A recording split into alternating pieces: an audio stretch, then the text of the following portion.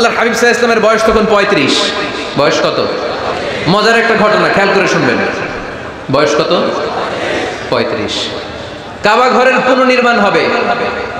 কাবা ঘরের 4টা কর্নারের একটা কর্নার আছে আর রুকনুল হাজারিল আসওয়াদ, যেখানে হাজরা আসওয়াদ পাথর থাকে, ওইটাকে সরানো হয়েছে। এখন কাবা ঘরের নির্মাণ শেষ, ওই হাজরা আসওয়াদ পাথর নিয়ে এটা কর্নারের মধ্যে সেট করা হবে। কিন্তু কে রাখবে? কারণ হাজরা আসওয়াদ তো যেন তেন পাথর নয়, জান্নাতি পাথর। কিয়ামতের দিন এই পাথরের ভেতরে আল্লাহ একটা জিহ্বা দিবে, 2টা চোখ দিবে। এই পাথর বলবে, আল্লাহ এই লোকগুলো আমারে চুমু দিয়েছিল, এর উসিলায় আজকে তুমি তার জান্নাতে ঢুকায় দাও। তো এটা অনেক সম্মানিত পাথর, এই পাথরকে বহন করাটাও সম্মানিত। 4 দলের মক্কার 4 নেতা বলে এই সম্মান আমরা হাতছাড়া করতে চাই না, কেউ এই পাথরে হাত দিতে পারবে না। এক নেতা কয় আমি নিব, আমি নিয়ে এটা কাবা ঘরে রাখবো। দ্বিতীয় নেতা বলে না, এই পাথর আমি অন্য কাউরে দেব না, এটা অনেক সম্মানের, অনেক প্রেস্টিজিয়াস ইস্যু, আমি এই পাথরটা হাতে নিয়ে কাবা ঘরে রাখবো। তৃতীয় নেতা বলে না, রক্তের গঙ্গা বইয়ে দেব, কিন্তু এই পাথর কাউরে দেব না। চতুর্থ নেতা বলে না, আমি নেব। কিলাকিলি আছে না নাই? পাথর কয়টা? নেতা কয়জন? 4 জন। কিভাবে এই সম্মানিত পাথর নিয়ে সেট করবে? কেউ মীমাংসায় যেতে পারে না। এক মুরব্বী বলে, থাক আজকের জন্য এখানেই, সবার মুলতবি, আগামী দিনে এই মসজিদুল হারামের দরজা দিয়ে প্রথম যে ঢুকবে সে সিদ্ধান্ত দিবে। আল্লাহর মেহেরবানি, এর পরের দিন এই পথ দিয়ে ছুটে এসেছে বিশ্বনবী মুহাম্মদ। সুবহানাল্লাহ পড়বেন না? সুবহানাল্লাহ পড়েন আওয়াজ করে। কামলিওয়ালা নবী প্রথম আসলেন, সবাই খুশি, জামিন রাদিনা বি। আরে আলামিন আসছে, আলামিন আসছে। সবাই বিশ্বনবীকে বললেন এই ঘটনা। কেউ তো পাথর ছাড়তে চায় না, পাথর হইলো একটা, নেতা কয়টা? এখন কে এই পাথর নিয়ে রাখবে? এই নিয়ে মারামারি। আল্লাহর হাবিব সাল্লাল্লাহু আলাইহি ওয়াসাল্লাম বললেন, যাই হালুম্মা ইলাইয়া সাউবান, একটা কাপড় নিয়ে আসো, আমি এখনই সলিউশন করে দিচ্ছি। সুবহানাল্লাহ নাই? কাপড় নিয়ে আসা হলো। বিশ্বনবী বললেন কই পাথর? সবাই বলল এই পাথর। আল্লাহর হাবিব সাল্লাল্লাহু আলাইহি ওয়াসাল্লাম মোবারক হাত দিয়ে পাথরটা তুললেন। 4 নেতারে বললেন, ও 4 নেতা, কাপড়ের 4 কর্নারে তোমরা ধরো। 4 নেতা কাপড়ের 4 কর্নারের মধ্যে ধরলো। বিশ্বনবী নিজ হাতে পাথরটা নিয়ে কাপড়ের মাঝখানে রেখে দিলেন। এবার বিশ্বনবী আগে আগে যায়। 4 নেতারে বললেন, 4 কর্নার ধরে পাথরটা নিয়ে আমার পেছনে পেছনে আসো। কাবার কাছে যে বিশ্বনবী আবার নিজ হাতে পাথরটা তুললেন, আবার নিজ হাতে কাবার ভেতরে রেখে দিলেন। পড়েন সুবহানাল্লাহ। সম্মান আসলে 4 নেতার দিকে যায় নাই, সম্মান গিয়েছে বিশ্বনবীর দিকে। এতক্ষণ কাউরে দিবে না, এখন কেউই ধরতে পারে নাই, তারপরেও খুশি। সুবহানাল্লাহ কইবেন না? প্রথমে যে হাজরা আসওয়াদ পাথর ধরছে কে? বিশ্বনবী। কাপড়ে রাখছে কে? বিশ্বনবী। আবার কাপড় থেকে উঠিয়ে হাজরা আসওয়াদের পাথরটারে কাবার ভেতরে ঢুকাইছে কে? সুবহানাল্লাহ কইবেন না? সব সম্মান গেল বিশ্বনবীর হাতে, সব স্ট্যাটাস গেল বিশ্বনবীর হাতে। 4 নেতা কাপড়ের কিনারা ধইরাই খুশি। এইটাই বলে নেতৃত্বের গুণাবলী, চিল্লায় বলো ঠিক না? কনফ্লিক্ট রিজলভিং অ্যাবিলিটি, বিরোধ নিষ্পত্তি করার কোয়ালিটি থাকা চাই, তবেই তিনি নেতা। কি কারিশমা দেখছেন? What a charismatic leader. এতক্ষণ রক্তের বন্যা বইয়ে দিবে, কাউরে দিবে না পাথর। এখন কেউই ধরতে পারে নাই, কিন্তু স্লোগান দিতেছে জিন্দাবাদ। আসরা নাই? নেতা হইলে এরকম নেতা হইতে হবে। মদিনাতে আউস আর খাজরাজ গোত্রের যুদ্ধ 120 বছরে। কয় বছর? কেউ থামাতে পারে না, রক্তক্ষয়ী যুদ্ধ। আল্লাহর হাবিব সাল্লাল্লাহু আলাইহি ওয়াসাল্লাম মক্কা থেকে মদিনায় এসে 7 দিনের ব্যবধানে 120 বছরের যুদ্ধ থামাইয়া দিলেন। এতদিন এই গোত্রের লোকের সাথে এই গোত্রের কোনো বিয়ে নাই, এই গোত্রের লোকের সাথে এই গোত্রের কোনো অর্থনৈতিক লেনদেন নাই। বিশ্বনবী যখন আউস খাজরাজের যুদ্ধ থামিয়ে দিলেন, মদিনাতে আনন্দের ধুম পড়ে গেল, নতুন নতুন উৎসবের ধুম পড়ে গেল। সব ভাই ভাই। নেতা হইলে এরকম নেতা হইতে হবে, কোনো মারামারি থাকতে পারবে না সমাজে। চিল্লা এখন ঠিক কিনা? নেতা আসলেই সমাধান, নেতা আসলেই। সহিহ বুখারীতে একটা কিতাব আছে, কিতাবুস সুলহ, মীমাংসার অধ্যায়। একটা বাব আছে, বাবু কওলিল ইমামি লি আসহাবিহি ইযহাবু বিনা নুসলিহ বাইনাহুম। ইমাম সাহেবের এই কথা যে আমাদেরকে নিয়ে চলো, আমরা মিলাইয়া দেব, এটা আল্লাহ রাসূল সাল্লাল্লাহু আলাইহি ওয়াসাল্লামের একটা বিখ্যাত ডায়ালগ। ডায়ালগটা কি খেয়াল করে শুনেন। যুদ্ধ, মারামারি আর ঝগড়া শুনলেই আল্লাহ রাসূল সাল্লাল্লাহু আলাইহি ওয়াসাল্লাম বলতেন, ইযহাবু বিনা নুসলিহ বাইনাহুম। আরে আমরা আছি, আমগরে নিয়ে যাও না, আমরা মিলাই দিব। সুবহানাল্লাহ পড়েন। মারামারি দেখলে বিশ্বনবী মিলাই দিতেন।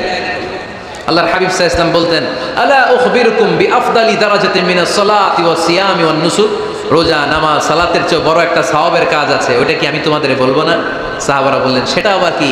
বিশ্বনবী বললেন, ইসলাহু যাতিল বাইন। দুইজন ঝগড়া করতেছে, তুমি ঝগড়া না লাগায় দিয়ে মিলাই দিবা, এর চেয়ে ভালো কাজ হয় না। জোরে কোন ঠিক না? সবচেয়ে শ্রেষ্ঠ কাজ। নোয়াখালীতে আগুন লাগলে তারা কি দিয়ে নিবা? কি দিদায়? পানি। অনেক জায়গায় তেল ডাল। জ্বলতেছে কি? আগুন। আগুন নিবানোর জন্য ঢালবেন কি? অনেকে ঢালে কি? তেল। না, আপনি থামাই দিবেন, মিলাই দিবেন। আপনার জন্য ভালো জিনিস মিলাই দিবে কে? 7 নাম্বার, ফারসাইটেডনেস, দূরদৃষ্টিতা, ভিশনারি অ্যাটিটিউড, ফিউচারিস্টিক। নেতা অনেক দূর দেখতে পায়, তিনি দূরদর্শী। কর্মী যত দূর দেখে, নেতাও যদি তত দূর দেখে, দেশ চলবে? কথা বলেন। কর্মী যদি দেখে 500 মিটার, নেতার দেখতে হবে কয় মিটার? 1000 মিটার। কর্মী যদি দেখতে পায় 1000 মিটার, নেতার দেখতে হবে কয় হাজার মিটার? 2000 মিটার। কারণ নেতা হবে ফিউচারিস্টিক, ভিশনারি, স্বপ্নবাজ, স্বপ্নচারী। নেতাকে স্বপ্ন দেখতে হয়, ওই স্বপ্ন জাতিকে দেখাতে হয়। চিল্লায় বলেন ঠিক কিনা? মানুষ তার স্বপ্নের সমান বড়। আপনি কত বড় আপনার স্বপ্ন শুনলে বোঝা যাবে।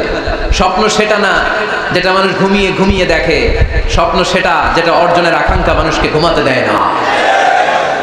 আল্লাহর হাবিব সাল্লাল্লাহু আলাইহি ওয়াসাল্লাম স্বপ্ন দেখিয়েছেন সাহাবাদেরকে, বিশ্ববিজয়ের স্বপ্ন, ইসলামকে বিজয়ী শক্তি হিসেবে দেখার স্বপ্ন। চিল্লায় বলেন ঠিক কিনা?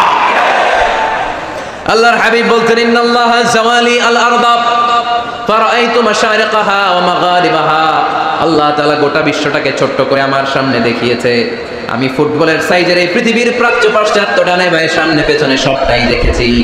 ওয়া ইন্না মুলকা উম্মতি সায়াবলুগু মা জুবিয়ালি। যত দূর আল্লাহ আমারে দেখিয়েছে, তত জায়গায় লা ইলাহার পতাকা পথ পথ করে একদিন উড়বে।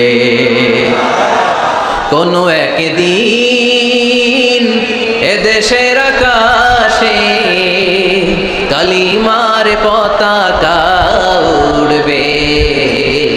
সেদিন সবাই খোদাই বিধান পে দুঃখ বেদনা বলবে। এটাই আমাদের স্বপ্ন। চিল্লায় বলেন ঠিক কিনা? স্বপ্ন দেখতে জানতে হয়। সুলহে হুদাইবিয়া চলতেছে, সন্ধি। 1400 সাহাবা নিয়ে বিশ্বনবী মক্কায় আসলেন উমরা করতে। কাফেররা বলে গো গো ব্যাক, অ্যাবাউট টার্ন, ফিরে যাও, হবে না। আল্লাহ রাসূল সাল্লাল্লাহু আলাইহি ওয়াসাল্লাম অনুরোধ করলেন, দাও না, উমরার নিয়ত করে এসেছি। ইজার আর রেদা পড়ে কাফেররা বলে না, আগামী বছর, এবছর হবে না, চুক্তি করো। চুক্তির মধ্যে লেখা হলো মা খাবা আলাইহি মুহাম্মাদুর রাসূলুল্লাহ। ঠিক আছে, চুক্তি 10 বছরের, মুহাম্মদ রাসূল সাল্লাল্লাহু আলাইহি ওয়াসাল্লামের পক্ষ থেকে চুক্তি। কাফেররা বলে না, আমরা তো তোমার রাসূলুল্লাহ মানি না। তোমার রাসূলুল্লাহ মানলে তো মা সাদাতনাকা আলা শাই, তোমার সাথে কোনো ঝগড়াই নেই, রাসূলুল্লাহ কাটো। সাহাবীরা তেড়ে উঠলেন। ওমরে ফারুক বলেন, মুখ সামলে কথা বল। সুহাইল ইবনে আমির, তোর জিহ্বাটা আমি টেনে ছেড়ে ফেলবো, সাবধান। আমার নবী শেষ নবী, শেষ রাসূল মুহাম্মদ রাসূলুল্লাহ কাটার ক্ষমতা কারো নাই। আমি ওমর বেঁচে থাকলে কেউ কাটতে পারবে না। বিশ্বনবী বললেন, ওমর সরে যাও, কেটে দাও। সুবহানাল্লাহ কইবেন না? মুহাম্মদ রাসূলুল্লাহ কাফেররা মানে না। কাফেররা কয় তুমি লেখো মুহাম্মদ ইবনে আব্দুল্লাহ, আব্দুল্লাহর বেটা মুহাম্মদ। কারণ মুহাম্মদ রাসূলুল্লাহ যদি এই সন্ধিতে থাকে, চুক্তি তার নিচে আমরা সিগনেচার করি, তার মানে এটাই প্রমাণ হয়ে যায় আমি তোমাকে রাসূল বলে মানি। আমরা কাফেররা তোমাকে রাসূল বলে মেনে নিয়েছি না। তোমার রাসূল বইরা মানলে তো খেলা এখানেই শেষ। কাটো, রাসূলুল্লাহ লেখা যাবে না, লিখতে হবে আব্দুল্লাহর বেটা মুহাম্মদ। কোন সাহাবারা রাজি হয় না। কথা শুনতেছেন? সাহাবারা বলে রক্তক্ষয়ী যুদ্ধ হবে, আমার নবীর নামের পরে রাসূলুল্লাহ লিখতেই হবে। বিশ্বনবী বললেন, কেটে দাও। কারণ সাহাবারা দেখতেছে এতটুকু, বিশ্বনবী দেখে অতটুকু। বিশ্বনবী অন্য প্ল্যানে আগাচ্ছেন। বিশ্বনবী ভাবলেন 10 বছরের যুদ্ধ বিরতি যদি হয়ে যায়, আমি আমার লোকদেরকে ঠিক করব। আমি তারবিয়া, তালিম, তাহজিব, তামাদ্দুন দিয়ে মদিনাটাকে একটা কল্যাণ রাষ্ট্রে পরিণত করব। আমি আমার ফোর্সকে সাজাবো, আমি আমার সাহাবাদেরকে প্রশিক্ষিত করব। এই 10 বছরের ব্যবধানে আমি গোটা বিশ্বকে ঝাঁকি মেরে কাঁপিয়ে দেব। কিন্তু সাহাবারা পড়ে আছে রাসূলুল্লাহর মধ্যে। সাহাবারা পড়ে আছে কই? সাহাবারা এর চেয়ে বেশি ভাবতে পারতেছে না। সাহাবারা বলে রাসূলুল্লাহ কাটা যাবে না। বিশ্বনবী বললেন, কেটে দাও। তার মানে নেতা কর্মী যদি দেখে 500 মিটার, নেতার দেখতে হবে 1000 মিটার। চিল্লায় বলেন ঠিক কিনা? নেতার 9 নম্বর গুণাবলী, a leader should be very strategic. নেতাকে কৌশলী হতে হয়। কৌশল না জানলে উনি নেতা হতে পারে? বলেন। ডিপ্লোম্যাটিক কোয়ালিটি, কূটনীতি যদি না জানা থাকে, নেতা হইতে পারবে? আল্লাহর হাবিব সাল্লাল্লাহু আলাইহি ওয়াসাল্লামের মতো বড় কূটনীতিবিদ পৃথিবী দেখেছে? কথা কর না কেন? দেখেন কি ধরনের স্ট্র্যাটেজি আমার নবী ফলো করতেন। আমার নবী যদি যুদ্ধ করতে কোথাও যেতেন, অ্যাটাক করবেন ডান দিকে, অ্যাটাক করবেন কোন দিকে? খায়বার অ্যাটাক করবেন, খায়বার ডানে। বিশ্বনবী বের হতেন মদিনার বাম দিক দিয়ে। যাবেন কই? ডানে। আওয়াজ করে বলেন, যাবে কই? কিন্তু মদিনা থেকে বের হইতেন কোন দিক দিয়ে? বাম দিক দিয়ে। লোকেশন আর ডাইরেকশন কখনো কারোর সাথে শেয়ার করতেন না, উনি কই যাচ্ছে কেউ বুঝতো না। বাম দিক দিয়ে বের হয়ে অনেক ঘুরে তারপরে ডান দিকে যেতেন। সুবহানাল্লাহ পড়বেন না? অ্যাটাক করার সময় 3টা অপশন দিতেন, choose any of the options. যে বলতেন নাম্বার 1 আসলিম তাসলাম, ইসলাম মানো, ভাই ভাই আমার হৃদয়ে চলে আসো, তোমরাও ভাই আমরাও ভাই, দুনিয়াতেও শান্তি আখিরাতেও শান্তি। এটা যদি ভালো না লাগে option 2 you pay the tax we provide you the security, তোমরা ট্যাক্স দিবা আমরা তোমাদেরকে সিকিউরিটি দিব। ইউতুনা আল জিজিয়াতা আন ইয়াদিন ওয়া হুম সাগিরুন, তোমরা জিজিয়া দিবা আমরা সিকিউরিটি দিব। প্রথম অপশন মুসলমান হইলে না, আমাদের ভাইও হইলে না। দ্বিতীয় অপশন ট্যাক্সও দিবা না, কাফির থাকতে মনে চায় থাকো, খ্রিস্টান থাকো, ইহুদি থাকো, ধর্মান্তরিত হওয়া লাগবে না, খালি ট্যাক্স দিবা, ওইটাও ভালো লাগে না। 3 নাম্বার অপশন হচ্ছে the sword will decide what gonna happen among আস, তলোয়ার ফয়সালা করবে এখন কি হবে। সুবহানাল্লাহ কইবেন না? প্রথমেই যেই কোথাও অ্যাটাক করতেন বিশ্বনবী সবসময় ডিফেন্সিভ মোডে থাকতেন, আত্মরক্ষার মোডে থাকতেন। আক্রমণ করা হলে মেনে নিতেন, ধৈর্য ধারণ করতেন। ধৈর্যের সীমা যখন ছাড়িয়ে যেত তখন বিশ্বনবী হাত তুলতেন, চিল্লায় বলেন ঠিক কিনা।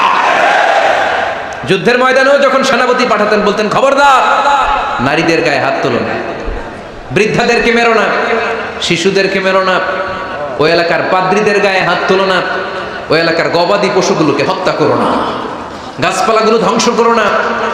তোমাদের বিরোধী যোদ্ধারাও যদি তলোয়ার রেখে দিয়ে হাত তুলে বলে আল আমান, সিকিউরিটি সিকিউরিটি, আমরা আমান চাই, নিরাপত্তা চাই, তাকেও মেরো না। সুবহানাল্লাহ পড়বেন না? গোটা বিশ্বকে সভ্যতা শিখিয়েছেন।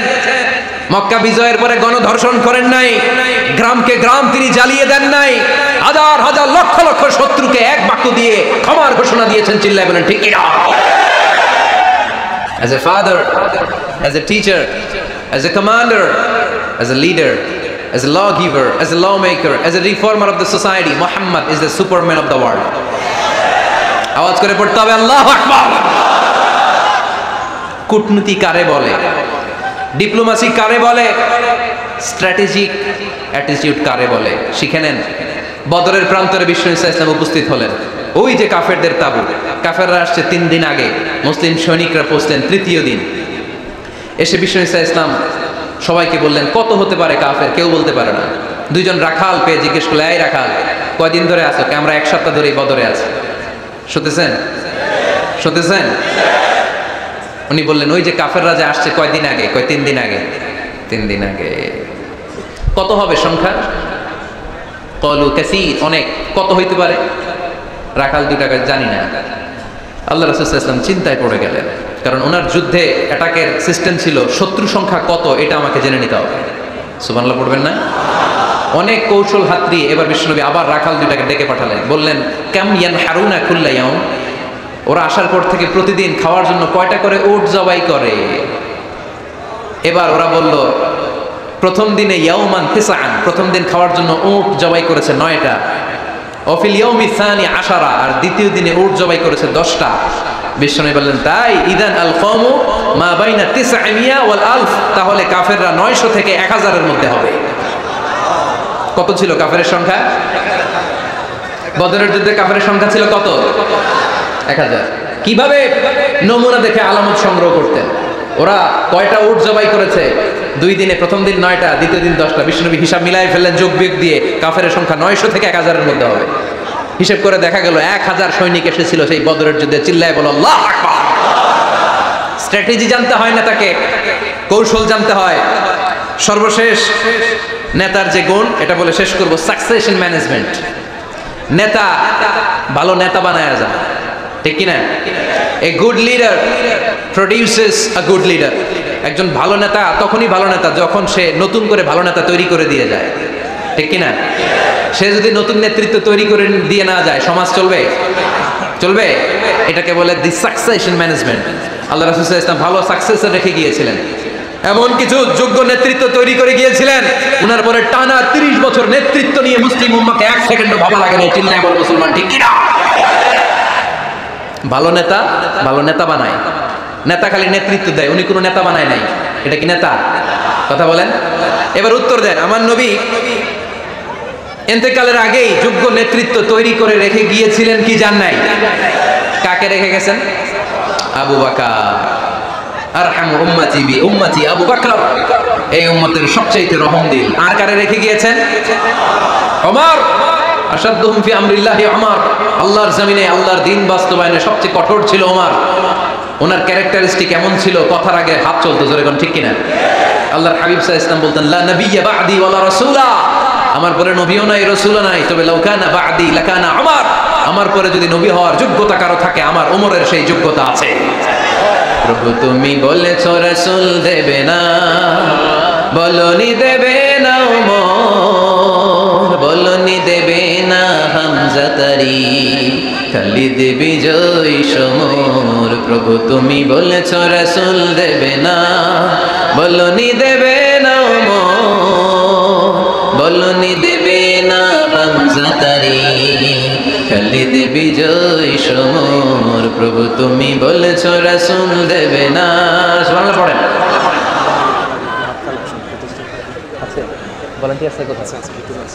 এই উঠতেছেন কেন? হ্যাঁ, উঠলেন কেন? এই 2 ঘন্টা ওয়াজ শোনার পরে শেষ বেলায় আপনারা উঠে যাবেন না? বিশৃঙ্খলা আমি দেখতে চাই না। একটা লোক প্যান্ডেলে আওয়াজও করবে না, উঠতেও পারবে না। আমার নবী নিজেও ছিলেন শ্রেষ্ঠ নেতা, রেখেও গিয়েছেন শ্রেষ্ঠ নেতা। চিল্লায় বলেন ঠিক কিনা? সাইয়েদনা আবু বকর, সাইয়েদনা ওমর ফারুক, উসমান যুন্নুরাইন, আলী রাদিয়াল্লাহু তাআলা আনহু, যোগ্য নেতৃত্ব হাতে কলমে প্রশিক্ষিত করে ওনাদেরকে রেখে গিয়েছেন। তাই মুসলিম উম্মার নেতৃত্বে সংকটে পড়া লাগে না। জোরে কোন ঠিক কিনা? জি।